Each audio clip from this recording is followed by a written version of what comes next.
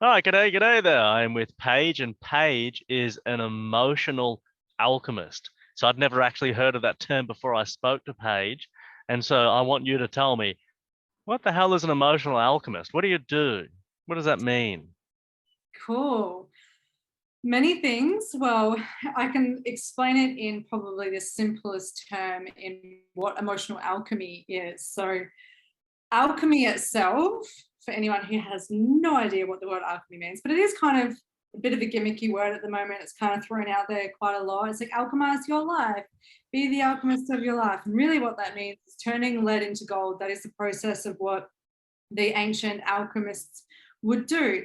They would get a chunk of lead and they would put it in the cauldron, they'd add things in, they'll take things out in order to turn it into gold. So that's Hmm.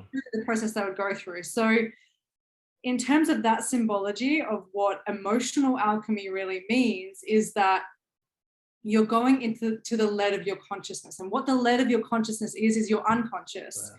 your subconscious mind, your egoic perspective. And your ego is this aspect, this part of the human consciousness that is here. It's not bad. It's here to keep us alive. And it is also here to keep us separate. It's what separates our bodies as individual people. It's what separates Hmm. us to our own individual wants, desires, needs, and what we love as well. So it's not a bad thing. But what the ego really does is really can create separation in our life. It can create conditioning based on what it perceives to be a trauma, a need where it is not met. That's essentially what a trauma is. So Oh, okay. Right. when, yes, that's what a trauma is. It doesn't have to be something really traumatic, like getting in a car accident or sexual assault or anything like that, although that is a trauma. Right. But a trauma can be anything from being, your boundaries being crossed or your needs not being met. And what happens is that creates trauma within us. And then we create conditions around certain aspects of our life as well, based on how our parents parented us, because we were at the mercy of our parents. We were really, as children, right? We're dependent. We're Hmm. dependent on our parents. So we had to do as they said, most of the time. Not all kids do, but Hmm. we have to some degree. And Rebel what, kid over here. Yeah. yeah, yeah, only if you try around James. But I bet you were a rebel too, weren't you? I was very, I was very free. That's for sure. In a lot of Hmm. ways, free Hmm. spirited. So yeah, the lead of you is your unconscious mind that is really created, or within your unconscious mind, there are beliefs and conditions placed around you to keep you small, to keep you safe, to keep you separate in some way. And usually they're quite limiting. So what emotional alchemy is going into that, going into what beliefs look like for you, what beliefs are holding you back, what beliefs you have about yourself, what conditions you placed around how you do act and be in life, and just looking at that, giving awareness to that. And then the next part of the process after you build awareness is to add little bits into the cauldron, to take some things out, and then essentially turn it into gold, right? And how we turn it into gold is by looking at it based on an objective perspective, not looking at it because our ego is all that we are. We're looking at it as a part of us so we can get information about what it is, like why we're doing that, just so we can understand it, not so we can weaponize it against ourselves, just so Hmm. we can understand it. So we look at it from this higher perspective, which is to gain extra information about it. When you take yourself outside of the big emotion of it, because it does feel like that when you're in your unconscious. It feels very emotionally triggering. Your emotions are heightened, your thoughts might be heightened, you might be in fear, you might be in depression or anxiety, and it feels really real. So Hmm. the magic part of it is that we look at it from an intuitive perspective. We look at it from a higher perspective, from taking yourself out of that situation and looking at the true information. And there's ways to do that. I won't go into it right now, but there are ways to do that just to train people in intuition. And then once you have that, you can also then look at, great, I actually really want to create gold in my life. This is where I want to be. So then looking at that part of you, intuitively gaining information on what your greatness is, what you love, what your natural talents, abilities are, what it is that you could do for hours and get lost in it, what it is that your sole purpose is wanting to express here, because we all have a spirit, we all have a soul, and it's wanting to be expressed here. So we, again, use magic, use intuition, use that higher perspective to look at what end result we want to create, what goal we want to create in our life, and build awareness on that. And so then we have awareness of the lead, we have awareness of the gold, and so then we can direct our focus. And so that's all we're doing in terms of emotional alchemy. We're looking at the shit, the lead, the uncomfortable stuff that we don't like about the emotions. And then we're looking at the higher perspective, our higher emotions, joy, love, gratitude, greatness, whatever you want to call that part of you. Love. I want to say joy because that's basically what my greatness is all about. Joy. Okay. Yeah. And then taking action towards that. Taking action towards that, because both of them can speak to you. The lead can speak to you, the gold can speak to you. It's just up to you to choose what direction that you take. And emotional alchemy means we're always going to encourage you to go for the gold, because why would you want to keep creating lead in your life? You don't really want to. Most people don't. So when we're alchemizing it, we're turning it into gold. We're really receiving the wisdom of why we've felt this pain in our life and how we can move towards a greater life, a greater purpose, and a greater fulfillment within ourselves. So that's essentially what emotional alchemy is. Yeah, good elevator pitch. I like it. Elevator pitch? That's probably a good 2 minutes. What was that? Yeah, on a 10,000 floor building. Yeah. Yeah. Great elevator pitch for building that size for sure. That was great. Yeah, I learned a lot just listening to that as well. A lot of information in a short amount of time. Well done. How long did it take you to learn that? Well, I would say that I'm always mastering it. To be honest, I don't believe we ever master anything to some degree. I feel like we can be really great at things, but we're always learning. So I feel like I'm still always learning about myself, but I have the majority of the understanding of alchemy and emotional alchemy. And my journey really started when I was 23. I really started diving into a lot of the emotional work, and I'm now 28. So probably about 5 years of really mastering it. Yeah. I feel like that's what actually makes a great master, is to realize that we're never a master, we're always learning, and we're always unfolding and always evolving and always changing. And for us to change in the direction that's true for us. That's life. Yeah. So I first got introduced to what you do, emotional alchemy, when we were sitting at a cafe and you told me what you did. And you told me that you learned a lot of what you do from the completion process from Teal Swan, the 18 steps. And I was like, oh, okay, start telling me about them. And you started telling me about the first couple, and I was like, oh, okay, do it on me. All right, I'm a willing participant here. Thinking it might take 5, 10, max 20 minutes or something to get through them. 2 hours later, it was about 2 hours, I'm like shaking and freaking out. Like, just went through something I'd never experienced before in my life. And I've done a lot of emotional work, very a broad array of different things on a journey of healing emotional trauma and cleansing the bad out and learning the truth of the internal myself and all that. And yeah, we started going through the questions, and I was like, you could be the best master in the world, right? But if the person you're working with doesn't want to participate, isn't willing to tell you the truth or be genuine and honest with themselves or whoever they're talking to, then you're not going to get anywhere. So I was very, willing to participate and to give it my best. And, that's another reason it was taking so long. And I was just having these crazy, emotional shifts that I'd never felt before. I was like, whoa, this is intense, and I didn't know you could do what you did. It's like you'd known a friend for a certain amount of time, and then all of a sudden they could jump up in the air and do a double backflip. Like, I didn't know you could do that. Like, wow. I was like, I didn't know you could do this, Paige. Wow, this is pretty cool. What a talent. Yeah, I really appreciated the way you guided me with asking the right questions. And one of the powerful things that I learned that you did is you validate the feelings that someone's feeling. Doesn't matter what they're feeling, whether they're right or wrong, you validate them. And yeah, that's a pretty powerful tactic. It's like, oh, okay, that's new, that's different. No one's really done that before. And then at some points, just getting into like unconscious fear. We were going back into like a memory of when I was about 5 years old or something, and I was at primary school and I got bashed as a kid. And so we were going into that memory. My adult consciousness went back into it, and then Paige was kind of just, guiding me along and asking different questions. And at points, like I was literally shaken. Did you see me physically shaking, or was it just me feeling it? You could see, yeah, it was like I was, shivering, and I was like, whoa, I could feel this energy, and then it would like kind of go and go, and then I'd like feel like I'm integrating more parts of myself. I'd feel like, woof, like Superman or something. I was like, whoa, I feel really good.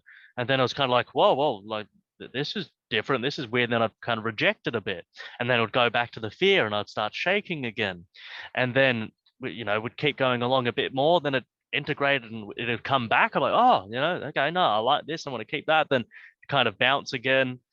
And we got most of the way through, and then I freaked out a little bit, and we both had time concerns because we didn't plan it.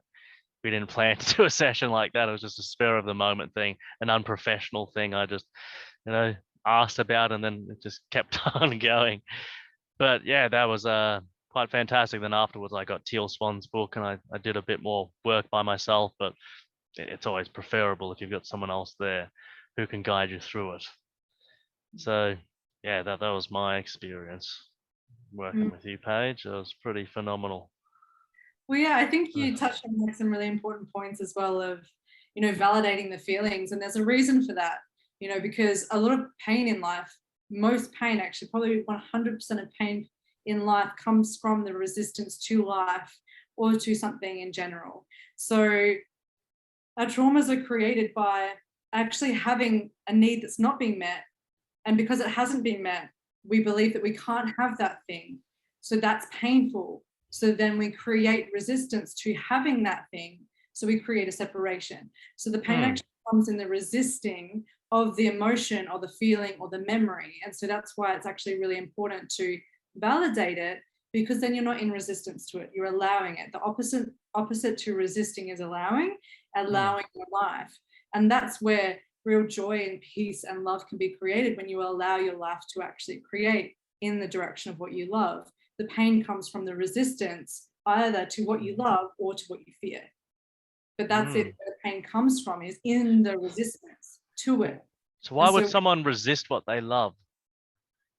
Well, because so people can do both.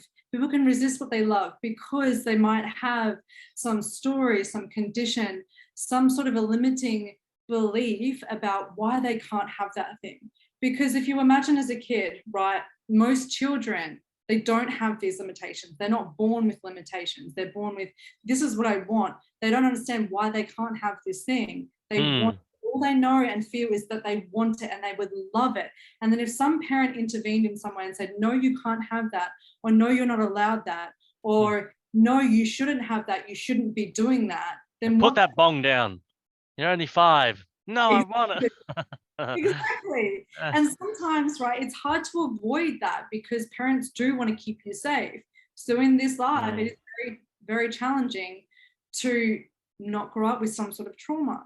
And trauma isn't necessarily a bad thing. It's, again, it's just for us to learn and to grow and to evolve into more of ourselves and to take responsibility for being the adult in our life and actually choosing what we would love. So circling back as to why we would resist what we love is because we think that getting that thing means to some part of our consciousness, to some child that is still stuck in that timeline that couldn't have that thing, that can't have that thing now. And when we have these children or these memories of like 5-year-old James, right, when he didn't get saved from being bashed, right? And so what you would come up around that is, now your strategy might be to, okay, now I have to make sure that I am going for justice no matter what. It's like, now I have to create justice in order to actually make that child within me feel safer. Or you know, if, as an example for myself, you know, getting everything that I would want, if I wanted to be really wealthy in the world, right? My family was never wealthy. My dad also said a lot that, you know, money is the root of all evil, right? So as a child, it's like, if I would think money is evil. So if I wanted to be wealthy as an adult, if I really wanted to do that and that's what I would love, of course there's going to be resistance to that, because there's this child that thinks that money is evil. So this child is going to be pulling this way away from money. Really, I want to go this way. So we resist love based on our conditions around love, because we all have conditions around love. All of us do. Conditions around love. So what do you mean by that? Isn't love meant to be unconditional? Well, to be honest, I don't believe there is such thing as unconditional love, but to some degree there is. If you're allowing everyone to be in what they would love, in their true nature, in their true purpose, if that's allowed, if you allow others to be in their true nature and others allow you to be in your true nature, that's true unconditional love.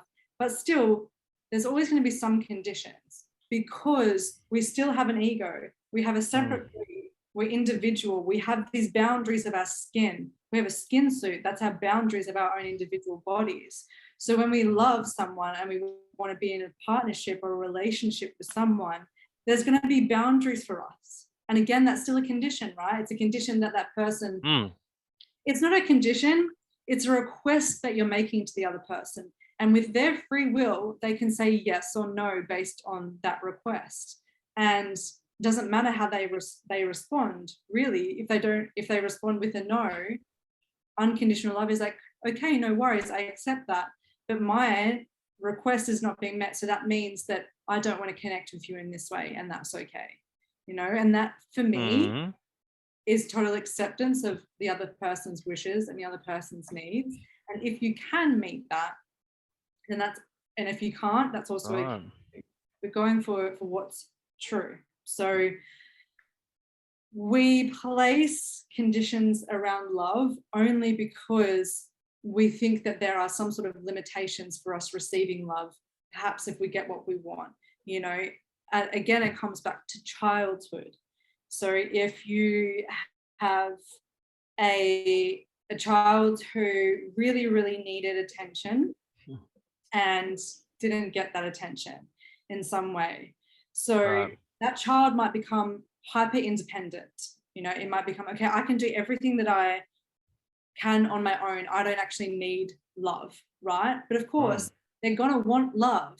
But then how they would express to some people is in a way that makes them think that they don't need love, because they think that they want it. But the way that they're acting is conditional, because they think that if they get love, then they're actually going to lose something. They're going to lose their independence, because that's how they had to use a strategy in order to survive as a child. So we do things out of reaction. We do things out of reaction towards our trauma. And what being an alchemist really means is looking at that, actually being consciously aware of how you're reacting in every single moment, how you're feeling, how you're thinking, how you're being. So then you can actually make a conscious choice of, okay, what would I actually love right now?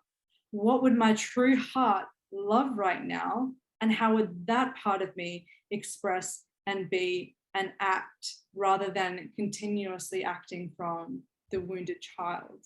And it takes a lot of work, as you know, to go through an 18-step process to give that wounded child what it needs so it can come back to wholeness. Because essentially there are fragments of us that split when we don't get what we need. And our job as an adult in this life is to bring them back together, to bring them back to some sense of wholeness, so that you can work all together and you don't have this internal conflict happening. Because there's always internal conflicts happening when there's wounding involved. And it usually comes out in relationships, particularly when you are in a relationship. Usually that's where the most triggers are, right? Everyone gets triggered in a relationship, because it is your wounded self facing you, right? It's a reflection. And that's why so much stuff comes up, because again, we have so many conditions around love. And when we're in a relationship, we have this idea of what love looks like until is presented with us, oh shit, we have conditions around this. So that was a long-winded answer, I think. Yeah, that's good. So with this splitting, why does splitting happen? With trauma, with the splitting. Yeah. So it's a coping mechanism. That's all a split is a coping mechanism. So we'll form these different streams of consciousness. That's what I'm going to say. The streams of consciousness, streams of ideas, thought forms. That's what actually creates, right? And because our consciousness, I believe, from my understanding, is a stream of consciousness, it's like a river, right? If you can imagine all these bits up here coming off like river streams. Branches, yeah. And when we come into this world, we're one stream. And then we start to experience our mother in the womb, our father outside of our mother's body, and we start to hear things. We start to make up ideas about what the world is and what it isn't, and what it means about us and what it means about life. And what happens when we experience something where we didn't have our need met in some way. Like, again, I'll have an example. I'll use my own example, right? I have a memory of being in the womb, and this is probably one of my biggest pieces that I've worked a lot with in my life, is that my dad didn't want me when I was conceived. And so my dad didn't want me, and there was a lot of arguments, I guess, with my mom about me and my life and me being there. And what happens with a child that doesn't feel like it's wanted, and what I actually needed in that moment was love and presence, and I didn't receive that. I actually received rejection instead. So as a child, it's like, okay, I'm not receiving love right now. One part of my consciousness will go, okay, I really need love. This is the direction I want to go in. A stream of consciousness will go this way. And then the other coping mechanism, which is more of the protector of the self, the one that wants to preserve the self and keep it alive, which is based on survival, will then be like, okay, now I'm going to decide that I don't need men at all, and I'm going to be hyper independent.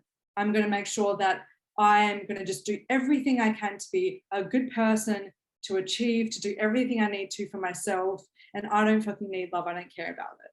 But this part is like desperate for love, and this part is rejecting love because it's trying to figure out a way to survive, right? So it splits. And so these two parts are in war with each other. I desperately need love. I don't want love at all, because this part believes that love is dangerous because their life was threatened because they didn't get love. So they're cool. I'm going to make that mean that love is dangerous, because we're always looking for meaning out of life, right? We're always looking for, what does that mean? So when we don't receive love in that moment, a part of our consciousness will be like, great, love doesn't exist. I don't even need it. Like, let's just make life mean that we don't need love. So we'll go this way. And then the other part will be like, no, I'm going to desperately do everything I can to get love. Everything I can. I'm going to be a good girl. I'm going to make sure that I'm always nice to everyone. I'm going to be the people pleaser. I'm going to make sure that I'm this and that. So nobody ever hates me. And so then they'll flip in between these ones. I don't need love, which usually can come into some sort of depression or bipolar, right? It's like, because one gets really, really needy and really needs love, and then they'll just flip. They'll flip once they actually get love, because they'll get love and they'll be like, shit, I'm not used to that. So then they'll reject it. And it's like in those toxic relationships all the time, right? Where there's like this, there's the abuser that is like trying to beat this person into submission because they think that aggression is the only way to make someone love them, because they believe love doesn't exist. And on the other end of that, there is the person who is submissive because they believe that they're so not worthy of love that they'll never get love. So all they can do is submit to the abuser in their life, because that's what they received as a child. They didn't receive love, they just received discipline their whole life. So that's what they think love is, but they're actually rejecting love within themselves. And so then the needy person who just submits will then usually flip into the one that will get angry at that other person and provoke them too, right? When they're not getting love, or they'll manipulate in some way, or they'll do something to get the energy of the abuser.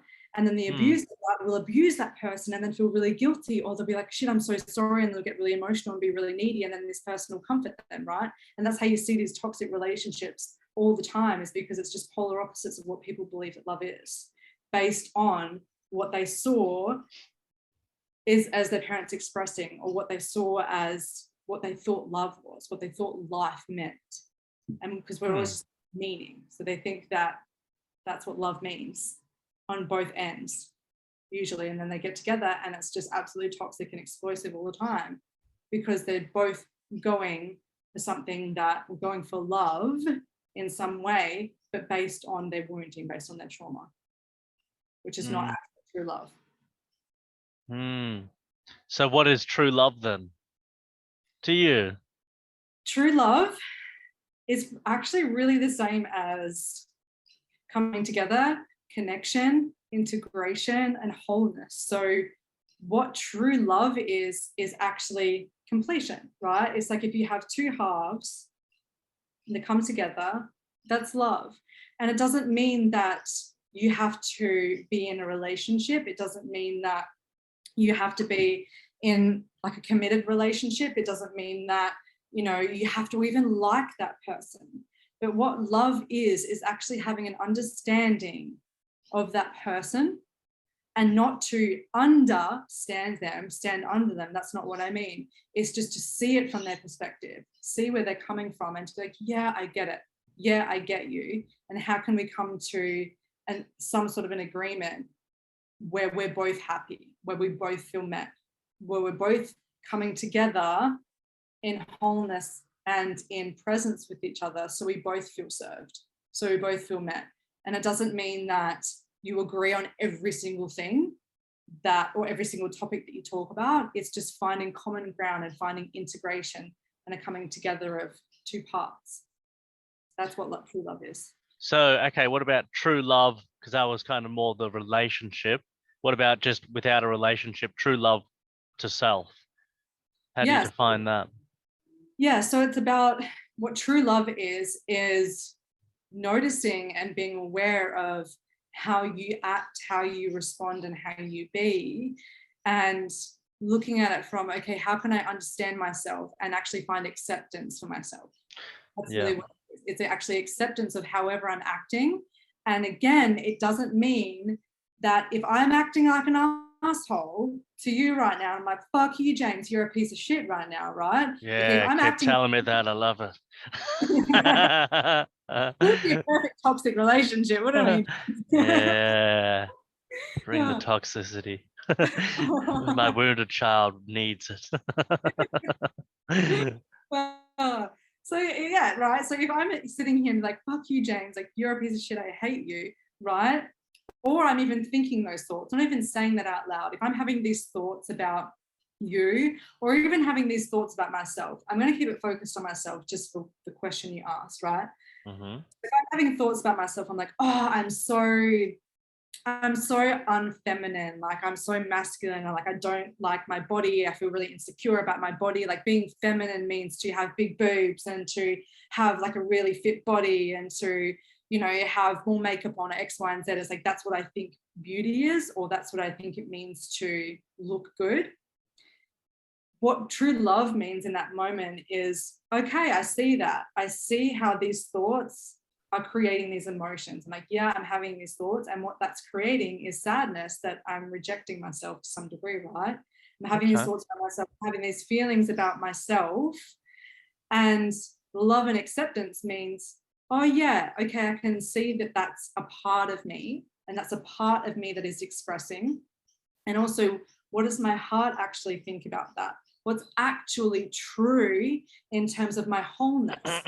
This part of me feels like it's separate, right? Separate from the world, and it can't accept me. But then there's this other part that is this whole self that is already in wholeness. So it's self-love is about not trying to get rid of this part. It's about trying to understand why this part of me is saying that, why this part of me is abusing myself in some way, right? Because it thinks that that is the only way to keep me safe from acting in a certain way, from hiding my body, or maybe being self-conscious so people don't see me, so people don't hurt me, so people don't find the faults of, you have small boobs, so you should wear more makeup, or you should this, right? It's like, hide that part of me because that part doesn't want to be seen. And what love is being like, yeah, it's okay. I get you. And I get your purpose here. And I understand why you're being like that. I really do. And I also see that you're perfect the way you are, and that you came here in this life to design your body and to choose who you are, and that femininity is from within. It's not about what you look like. And how about we can instead just look in the mirror and have gratitude for ourselves. This part might be like, hey, yeah, okay, I could probably do that. And then there's this completion of wholeness, right? But it's about seeing both aspects, seeing all these aspects of you and how they're expressing and allowing them to be there. It's not being in resistance. When you're in resistance to this actually being a part of you, you're letting that be in the forefront of your mind and hiding it. But true love is like, yeah, I have these aspects, and that's okay because I'm human. But also what I really love is that I have a great bum, and I think I'm great. And like, that's actually, I have that.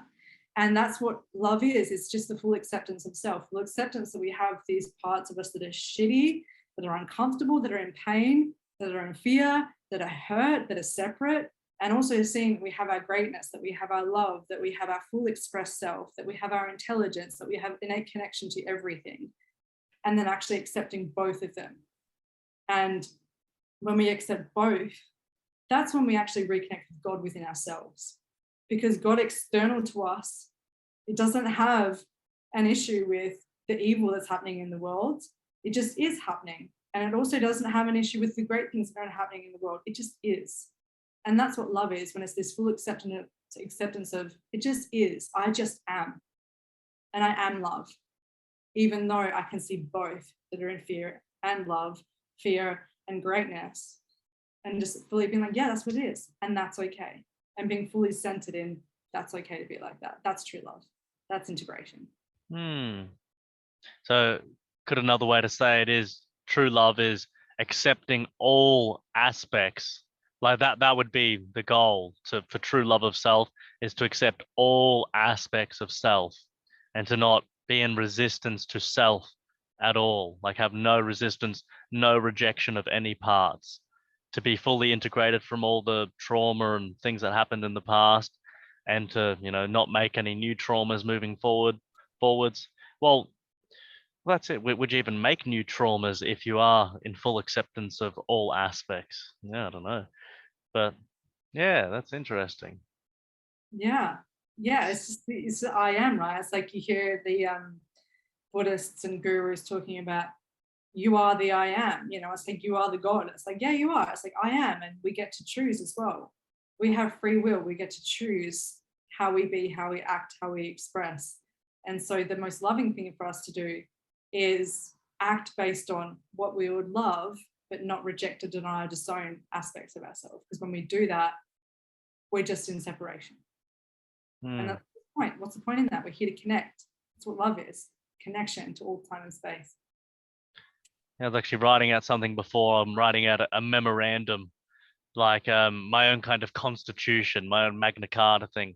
And part of it is like describing who I am. And one sentence says, what I am doesn't change, but what I can may. Well, no, what I can be may, right? So, because I was thinking about that, it's like, when I go into what I am, I say, well, it's the things that never change, right? Which is consciousness, awareness, knowingness, intelligence, intention, free will, these kinds of aspects that are non-dimensional, that don't require time and space to exist, that can exist here in an illusory time and space and beyond, to infinity and beyond, unlimited potential and possibilities. It's like those things, that's what I am, right? But I could be fraction. I could be broken. I could be a man. I could be a woman. I could be a turtle, a plastic orange juice bottle, anything. But what I actually am doesn't change, because people, cops might say to you, what's your name? It's like, James. It's like, is that, so you're James? No, I'm not James. Like I have that name. It's like, I have a van, but I'm not the van. You see where I'm going with that? It's like, I use names, I have names, but I am not a name. Words can point in the direction of what I am, but they can never describe me in totality. Like, I got that's going off into a different tangent. I'm just writing out this memo thing, and I'm getting really excited about it because I'm creating this this content I've never come up with before, but I need to make a different video about that because it's a little bit off track. But I just liked how it connected with the what I am, and love is part of that. Say everyone is that loving part, or say love, and then because it's like, well, what is love? That word gets thrown around a lot, but you could say self-acceptance and compassion, empathy. That's what love is. Care is love actually in action, right? Because someone might be in a relationship and they say I love you, bang bang, and they're beating the shit out of them. Well, that's not real love, because where's the care? If you actually cared, you wouldn't be doing that, right? Or you might have a parent that smokes, right? And they yell at you every time, mum, hi. They yell at you every time you try and guilt or shame or bring up, hey, like, don't smoke, right? But it's like, well, I love you, I care about you. I'm going to bring it up because hopefully one day, like, you'll realize the wisdom in what I'm saying to quit, or you'll just get sick of me nagging. Like, either way, I'm hoping it's one of them. Yeah. Anyway. I think, to be honest, like the easiest way to describe love is we, ego is I. And we, as in all parts of us individually, we have all these different streams of consciousness that have different parts of us, different expressions. Self-love is we are we, but ego is I, one part of the stream of consciousness that might get the. Yeah. At the same time, you could say we is I and I is we. That sounds funny. It sounds like we. Now we're getting philosophical, hey? But look, that's yeah. Right. Because also in my memo, it's like who I am is a what and what I am is a who. Yeah, that takes a little while to get your head around that one. Well, life's duality, right? Like we live in a duality-based universe where everything can be polar opposite of each other, and the more enlightened we get, the darker our shadows as well. So, it's true. We are who is we. It's like, yeah, it's totally both are true. And this is the conundrum of spiritual living, if you want to speak about spirituality or call it spirituality, is that both contrasts are true. And this is the thing, we're all assholes and we're all great. Both are true. You just get to choose which one you're going to be. Or you have the potential. You have the potential. Yeah, we have the potential to be the devil or Jesus, right? But, not in my day-to-day life. I'm normally not an asshole. Maybe to NPCs or something. But I try to be an angel. We're all, but our asshole expresses in different ways, and majority of society, the asshole expresses internally towards themselves. Some assholes express externally to their wives or their partners or their children or their work colleagues, but also it's expressing internally for those people as well.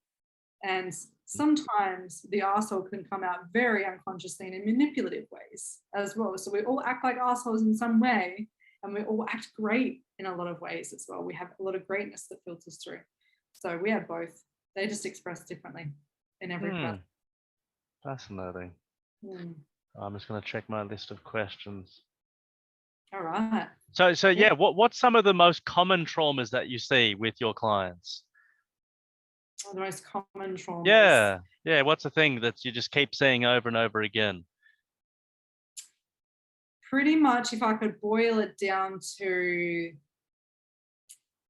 one or a few, would be that I'm unlovable is usually one. Right. I believe people have. I'm unlovable, or I am insignificant, not good enough, usually is the core beliefs. Not good enough is a very, very big one. And these people can be picked by the people who are hyperachievers, because they're always wanting to prove that they're good enough. Right. So they keep achieving. Guilty, that's me. Right. Conscious, right? So not good enough. They believe they're not good enough, so they have to prove they're good enough by doing, by achieving, by getting the accolades that they need. I'm unworthy is another belief by a lot of children, or when we go into the consciousness of the children, is I'm unworthy. I'm unworthy of love. I'm unworthy of that because love has a value and they don't have the currency to afford that love. They don't have it. And then Oh, also interesting. another one is I'm not safe. There's usually a terror of their life being threatened in some way. That's pretty big in a lot of consciousness as well. They believe that life isn't safe or they're not safe. And that's where the root of a lot of anxiety comes from. A lot of anxiety comes from that because they're terrified that their future holds something that is in danger to them because in some way they weren't safe. So it was proven to them that life wasn't safe. So then they make these stories that life isn't. So that's where a root of a lot of anxiety comes from. Because anxiety is just focusing on the future, and fear as well comes from that belief of I'm not safe. And that's the root of most mental illness, is believing that they're not safe. Yeah, I met a woman last night actually. Went out with a couple of friends to dinner, and he introduced me to one of his friends. And I was talking about how I van life. I'm in my van right now. Hey, van. And she was saying that she liked the idea of van lifing, though she'd want one that had a toilet in it because she wouldn't want to go outside at night to go to a public toilet, for example, because she didn't feel safe. She wanted to, and she was saying she wanted security. And I was like, what do you mean? Like security isn't security guards or something with you all the time? Because that's almost like the way she was saying it. Like she wanted security guards with her all the time while she was van life. It's like, oh, you don't know what it's like to be a woman traveling around and this, like it's a lot less likely or almost impossible that you'd get raped as a man. And I'm like, oh, come on, I'm pretty handsome. As if I reckon I'd get raped, sure, you know. And yeah, she laughed about that, so it was all right. But she wanted, thick like doors and like toughened glass and shutters and all this stuff to feel so safe. And I just asked, well, oh, okay, there's something, because I recognized that that's not that normal behavior. Well, actually in this world it probably is. But I was like, okay, there must be a reason for that. She wants all this security and safety, and was just terrified of being in the dark in a van in a car park. And it's like I do that every night, and there's lots of women that do that as well. There's lots of people that do that, and it's not just that it's not a fearful thing to do, but it's a wonderful thing to do, wonderfully liberating and free thing to do, to be able to travel and be in a different location and just have a public toilet. You don't even need to buy your own toilet paper. And yet she was just so caught up in the fear of it, just stuck in this fear. I briefly just asked, did you have some experiences that happened earlier on in your childhood? And she said yes, but didn't go into any elaboration there, because that can get pretty deep and personal, unless someone's sitting in a reclining chair, with their eyes closed and some whale music in the background and a couple candles. So yeah. Is that what you do? Do you have whale music or dolphins? Well, I haven't used either. I usually have like some sort of mantra lady singing with maybe some singing bowls or something. So maybe it's like the version of whale music. Yeah, close. If it works, it works. But yeah, okay. Yeah. So yeah, safety. Yeah. Yeah. Believing it's really actually comes from your trust being broken. When your trust is broken as a child, when your trust is broken, you make the belief of I'm not safe because I can't trust X, Y, and Z and myself. I can't trust myself, others, in the world. And what that belief creates as an emotion is fear, because you feel unsafe on a sensation level, and on an emotional level, you feel fear. Wow. And that's where the root of all mental instability comes from, or mental illness, I should say. People get bipolar, or they get schizophrenia, or a lot of like mental, I'm just going to say mental illness just for like ease terms. That's where the root of it comes from. So what from what specifically again? From that having their trust broken? Yeah, it's like I can't trust myself, others, in the world. And I feel like, as an example, welcome to Earth, baby. Welcome to Earth. it's probably where yours came from, right? It's like when you got bashed as a little kid, it's like, well, now I can't trust people, right? Because I'm not safe. I'm not safe in the world. And that creates fear in your life. And even if you're not aware of it, it creates fear in your life, and it makes you not trust people and be very cautious around people, Yes. particularly maybe the gender that did that to you, right? For me, I used to get bashed by a girl. So I didn't feel safe around girls. I had a lot of guy friends growing up my whole life. I protected myself against women majority of my life until I realized it was trauma and I recreated my relationship with women. So your friend Right. probably something happened to her as a child where her trust got broken, where she may have been violated in some Yeah. way, and that's what created that. And so her invitation is to work on that so she can live the van life, so she can stop cock blocking herself from doing what she loves, because that's the way Yeah. the algorithm. Yeah. Yeah. With that trust, when you brought up my example, also like when that thing happened, I'll just share. I got bashed by a kid I thought was my friend when I was like 5 or 6 or something. But it also was like trust with myself, because when we were talking about it, I just thought of it, because after he did it, I just flipped out into like a rage and just chased him down because he'd hurt me, and I was like, I want revenge. I want to balance the debt. But he was a faster runner than me, and it's probably lucky he was able to get away, and then I couldn't catch him. And just trust with myself. It's like, whoa, like that happened. Perhaps I couldn't even trust myself from that. Just that emotional reaction. Just something bad happens. Woof, that can be a thing. Especially with police. You're like, well, what? Like, can I trust myself not to? Because it's such a difficult situation with, say, police, because of the feeling of powerlessness, right? And like I've got a friend who is like a master samurai, just like the best martial artist I've ever seen. He calls like MMA and kickboxing and boxing and all that stuff sports. They're not proper martial arts. Like he's martial arts is like the killing martial arts. It's a proper martial arts. He'd take out 5 cops with his eyes closed, kind of thing. You know, like if he does get into fights nowadays, like he doesn't try to punch or kick them because he doesn't want to hurt them. He just wants to defuse it. He just wants to stop it because he's like, he was telling me he was fighting this much bigger guy who is 6'5" and was drunk and trying to attack him, and he's doing moves and he's stopping himself from doing moves because he was going to hurt him. Didn't throw a single punch, a single kick, and he's telling him, stop, like calm down, calm down. I'm a professional. Like, if I wanted to hurt you, he'd be done. It would have been over in the first second, just dung. And so, and what's he call himself? A freedom fighter, like a sovereign and all that stuff.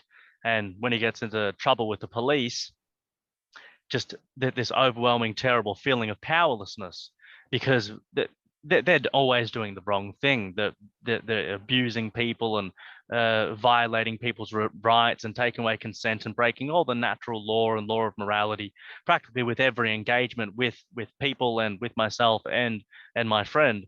And so I know, the way he feels is just violated and powerless because he can't do anything. Like if it was just a random thug in the street that was trying to rob you, you can defend yourself, you can do whatever. But when it's a guy who's part of a uniform, like a thugged pirate, like part of a big pirate clan, and there's tens of thousands of these pirates, and they've got uh, all sorts of weapons, and they're not afraid to use force and do whatever necessary to make sure you kowtow to their whims. Well, it's a different story, because it doesn't matter how good of a samurai you are, you can't fight 50,000 gangsters with guns. So it's this sickening, horrible feeling. And then also there's that part of oneself that goes, oh, can I trust myself, like to to not fight back, to just, in a way, it's like you just got to be a good little boy and take it. You stand up and you say what you need to say. But if it was any other human trying to do what they were doing to you, you wouldn't stand for it. You wouldn't take that shit. But because they're part of this gang, you have to like control yourself. And that's very difficult. It's really hard when just these terrible, immoral, unethical things are happening. Like you probably know, but I've been attacked and assaulted numerous times by these thugs when I've been totally peaceful on camera, time and time again. It's happened to me, seeing it happen to other people. It's horrible. It's such a horrible thing. And sure, it breaks trust with them, but it's just such it's like a trust with the self as well. Like, can I trust myself not to lash back out and really do the right thing, defend the innocent and peaceful, myself and others. Like, can I trust myself to do that? To not, fight back, because fighting back is just going to end in so much more trouble. It's a really hard position to be in. It's a horrible position no one should be in, but everyone in the world is faced by that. It's the biggest gang in the world. Every country you go to, and there's the same gang of pirates there doing all these terrible, unethical, immoral things to peaceful and innocent people every single day. And yeah, it's a really difficult thing to deal with. And for me, like, that's something I'm still trying to work on constantly. And yeah, you kind of triggered an idea within me that that's also where it came from, being as that kid, and then breaking that trust with myself. Well, I didn't even know what was happening at the time, just unconscious reaction. Get hurt, and then when you get hurt, you want to hurt someone back. That's just that's the way of it. And and then dealing with police, it's in the same situations. Like, this guy's hurting me. They're crossing all my boundaries. They're being totally treating me totally wrong. And it's like, is that little kid going to pop out again and flip and get revenge or settle the score or just act fairly? And it's like, oh, it's such a difficult thing to do. But I'm sure if I continue to work on that, I'd be able to dissolve it and be easier. And I am doing that stuff in different directions, because it's like, yeah, sure, they're thugged bandits and gangsters and pirates, but still there's ways around it. There's ways around it so they don't violate you, and rape you practically as badly as they can. You can get away with a lighter version of rape with what they do. It's hard to totally avoid it, but there's ways around it. Yeah, so thanks for bringing that to my attention. You're welcome. Thanks for going into your own example of where that's happened in your life, because it's examples, right? It makes it relatable so people can actually understand of, like, yeah, well, that happens in life. But what would actually happen really if you actually worked with that part of you that feels really unsafe in life? You just wouldn't create it anymore, because your focus creates your reality. And if there's a big parts of your consciousness that are focused on I'm not safe, you will find situations that you're in when you're unsafe. But when you start to heal that fear, then you won't recreate it anymore. You'll get to a point where eventually you just won't be in situations that will make you unsafe, because you're not holding the energy of unsafety to attract into your life. Mm-hmm. Yeah, I do believe that. I was talking to a friend about that last night around a campfire. Just, like law of attraction stuff. How, as I'm progressing, I'm, because normally with law of attraction, I can like think about cops and then boom, I can make them appear like I'm fucking a whiz at it, like a scientist. But recently, since my last interaction and then going to court and having more exposure and developing new systems and updating and evolving the internal beliefs and character development, getting better slowly and slowly over the years. Well, I've only been really doing this for a couple of years. And yeah, like the other day, I drove past a cop car and I didn't even feel anything. They just drove past me. I didn't feel a thing. And I was like, I like that. That's nice. Oh, also, quitting the caffeine. That was massive. That was massive for getting like rid of the anxiety. I can see your body language, because you're like, caffeine. And you told me the other day, you're like, I know I need to quit. And that was a little awkward. Only brought up caffeine. I'm still doing it. What was it? Nick, you just bit me. That's what that was. Yeah, because you attracted it. I have a cup of tea right now that's actually a herbal tea. So I actually haven't got a coffee. Thank you very much. You haven't had a coffee today? I did this morning, yes. Yeah, damn, there you go. Shazam. Love it. Coffee's off now though, so there's no caffeine in this body at the moment. Wait, what? Is what? No, well, it depends on how much caffeine you had this morning, because it's got a half-life caffeine. And I think basically what that means, it just takes a long time for it to disperse. It can take a while to actually exit your body. It's crazy. Well, it's organic, so I don't know what that means for the time of processing in your body. I guess it would be faster. I don't know if it would really change, like, because even the pesticides and herbicides they spray on caffeine, yeah, they're bad. But caffeine is worse because caffeine actually works as a better herbicide and pesticide than the herbicides and pesticides. That's crazy. But And all the sides mean it's a homicide against yourself, right? there you go. You said it. You said it. Damn, girl, you all over it. I'm all over it, babes. Don't you worry. Okay, so the main traumas you see, getting back to that. So you see, I'm not good enough. I can't trust myself, others, and the world. I'm unlovable, and I think there was one more. Unworthy. Unworthy. Okay, I'm unworthy. Oh, that's great.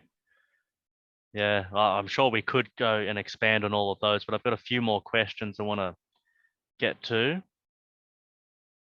And yeah, want to keep this under 2 hours, definitely. Yeah, we've been going for over an hour now, haven't we? Yeah, About I an think hour. yeah, because you were saying 40 minutes, and I'm like, nah, I know it's going to be more than 40 minutes.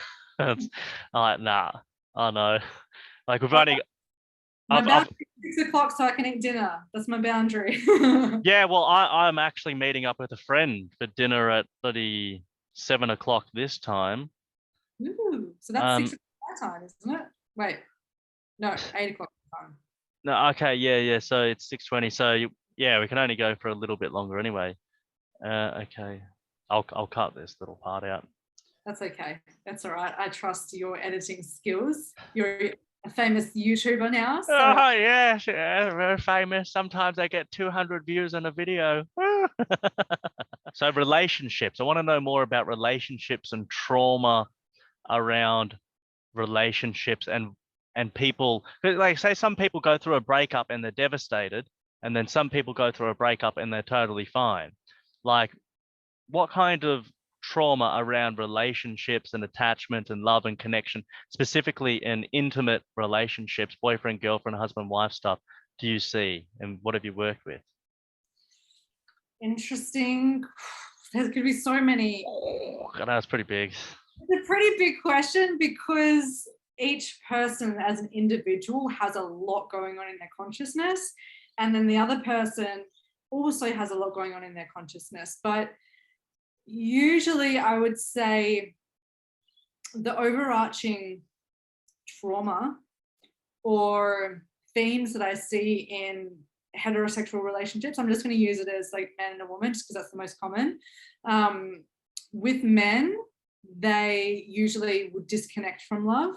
So they'll go through disconnection, and why they create disconnection is because, again, it could be multiple reasons. It can be multiple beliefs that are going on for that person that or that man that created that.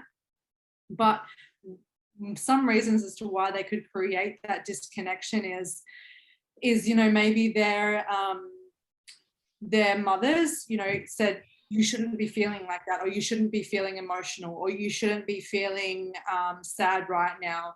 And so what that child decided is that their emotions and feeling emotions was not okay, or was not safe, or was not accepted, and was not loved. So then they disconnect from their own emotions, and love is an emotion too, right? So they create disconnection in some way. So men can create that and can look or seem a little bit more heartless, right? Or to not care, but they do care. They do care to some degree, right? It's like they're not completely heartless. And women really, the overarching trauma for women is, manipulation. And that's really comes from control, right? Feeling like they've been controlled. And that's why you can see a lot of the toxic relationships with controlling men and submissive women, right? It's like the same thing because, women have been oppressed a lot in their life or controlled to some degree because maybe their father was domineering over them, or, didn't let them do certain things, or the dad was like the discipliner or whatever. And what they decided is, okay, I have to get love in a different way. So I'm going to go in a roundabout way rather than asking directly for what I want.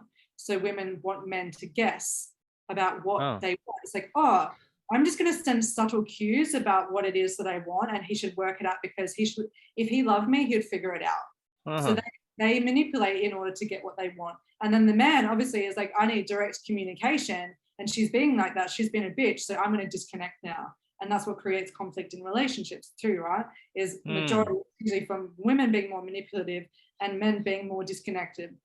But what we actually need is to be direct in communication for women, and for men to be more present in what's going on and be a bit more aware, right? That would probably create more of that connection. But in terms of what I see in terms of like in relationships, that's probably the majority of where a lot of problems can come from, and a lack of communication, I would say, and a lack of being honest. It's just actually really people not being willing to being honest with themselves, to what they need and to what they want and to what they desire.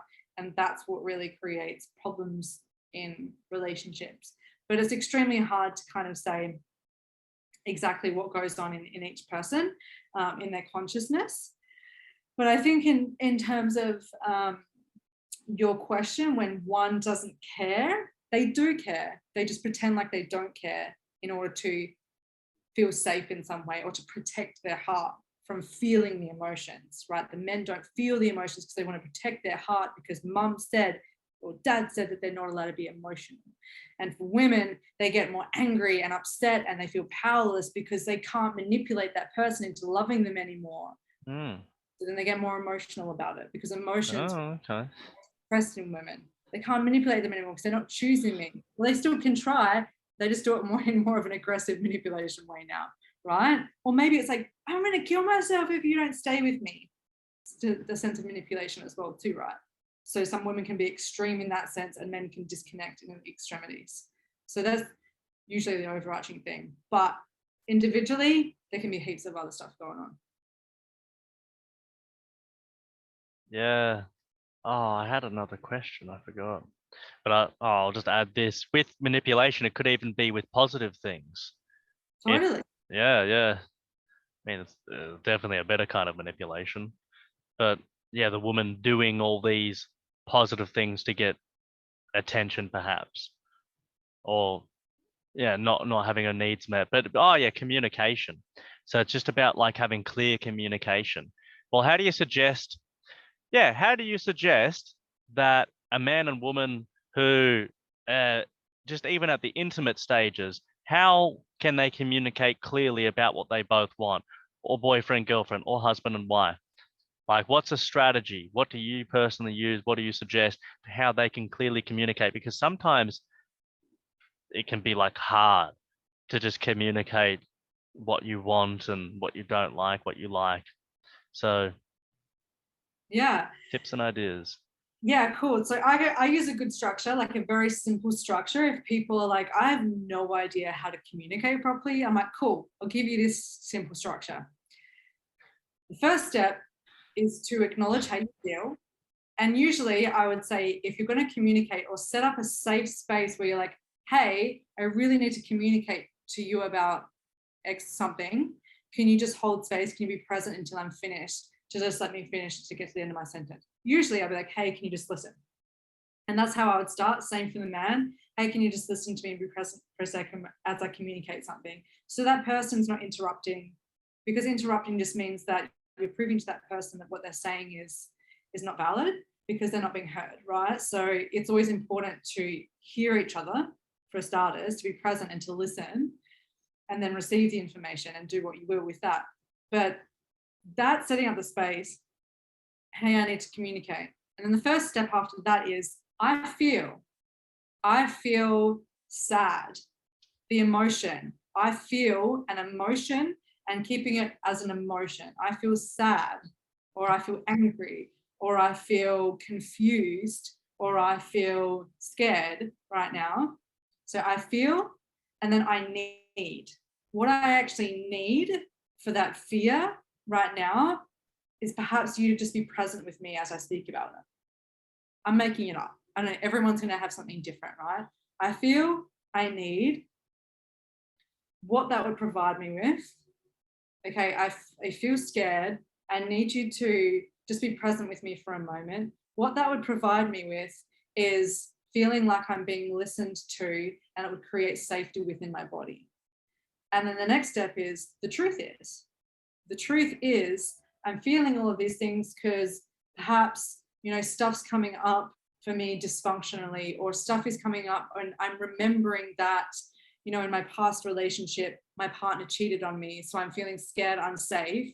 That's why I need to be present with me to provide safety. So I can just communicate to you that this is the truth that's coming up. This is my old wounding from my old relationships. And what I would love is to actually just maybe connect with you sexually right now, or maybe just to go out to dinner or go on a date. I would really love that.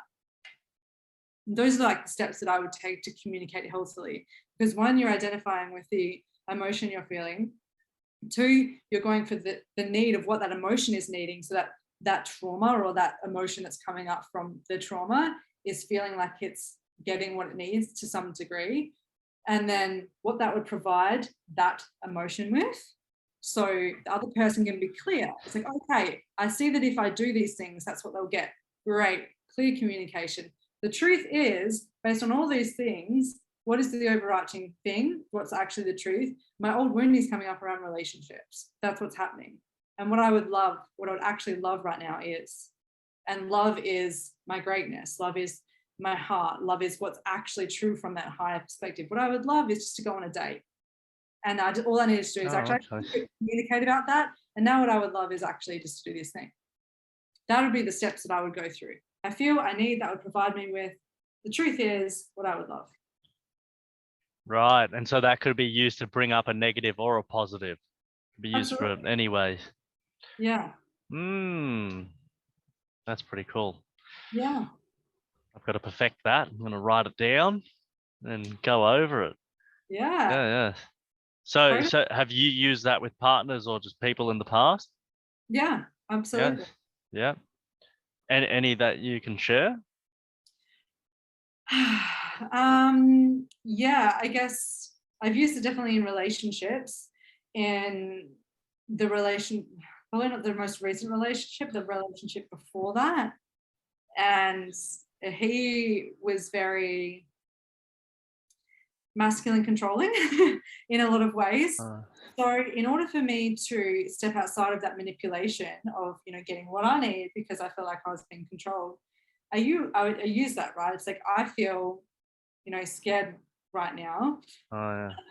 What I actually need in this moment is for you to actually, probably very similar to the example that I just used actually, what I need is for you to just really listen to me and be really present and actually just receive me and not try and speak to me, like just receive me. So then what that will provide me with is that safety that I'm actually being received and I'm being respected and honored in this moment and listened to. And the truth is that I am projecting and feeling like I am powerless in this situation to you because I'm perceiving you as more powerful than me right now. And that's coming from my childhood of being bullied, of feeling like I was always being oppressed. And what I would actually love right now is, again, for you to just receive me. What I would love is for you to just receive me and just to listen to this and actually accept that that's okay for right now. So that's probably a live example. And if they don't accept it right now, I'll be like, that's okay, that's not your person, maybe you leave.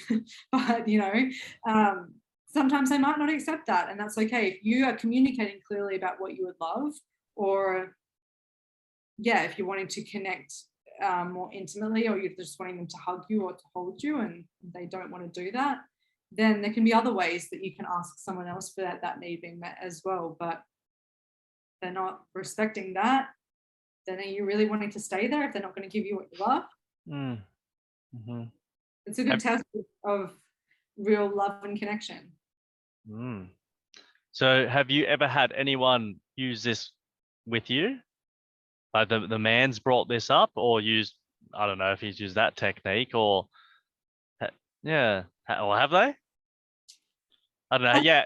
Well, if you had a good boyfriend in the past, I'm sure you would have taught them this. And then, have they used this with you? I taught my ex-boyfriend this practice. Yeah. So it takes practice. It's not always easy to do, right? And it's not always easy to know exactly what the higher truth is and exactly what the highest love is either. You know, it's not always easy. It takes you a second to be like, hang on, let me check in, you know, when you're not used to doing that practice. It is a practice for that reason. It's like something that you integrate, that you really understand, because when you ask yourself those questions, you get the answers. That's the whole point of asking yourself questions.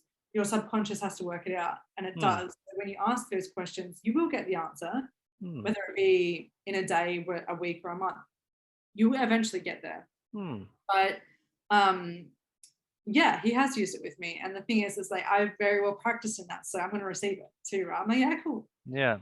So yeah, it's fantastic. powerful. And it's a good place to start. I'm not saying that has to be how everyone should communicate. Yeah. But if people have no idea how to communicate about things, that's a really good structure to start with. Well, though, because you get to know yourself more through that practice as you communicate with other people, because everyone's just a reflection of us, right? So when you communicate with someone else, that you're getting to know yourself better just by asking those things. Yeah, fantastic. Yeah, I love that one. I'm definitely going to think about that more, for sure. All right, well, we've reached our time now. Just let the viewers know if they want to find more information about you, how can they do that, Paige? Well, I guess the best place and the easiest place to send people would be probably through my Instagram, because all the links for all the courses and the things and the mentorship that I provide is all there in the links, everything about me and what I do. So that is thereal.joycatalyst. So THEREAL.JOYCATALYST.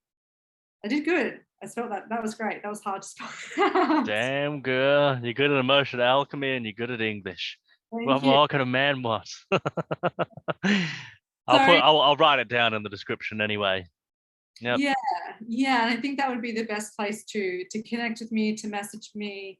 And also I have a website as well that has a lot of information about me on there as well, and about my offerings, which is info.joyfulcreations.com.